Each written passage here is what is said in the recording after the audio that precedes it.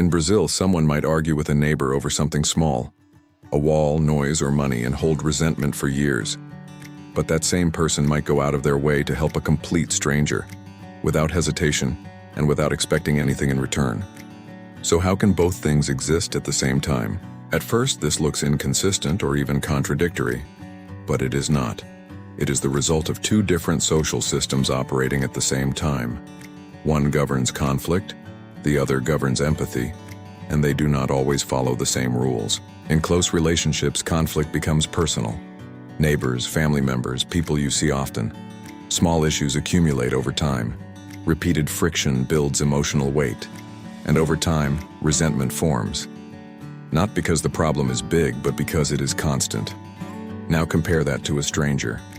There is no history, no unresolved tension, and no accumulated frustration. Just a moment. And in that moment, the interaction is clean, which makes empathy easier. In Brazil, helping behavior is often situational. Someone needs help, you help. It is not always about who they are. It is about what is happening. This is why a person can ignore a neighbor but help someone on the street. There is a psychological pattern here. The closer the relationship, the more complex it becomes, with more expectations and more friction. More emotional investment creates more room for conflict, but also more room for unresolved feelings. With strangers, everything is simpler. No expectations, no history, and no emotional debt.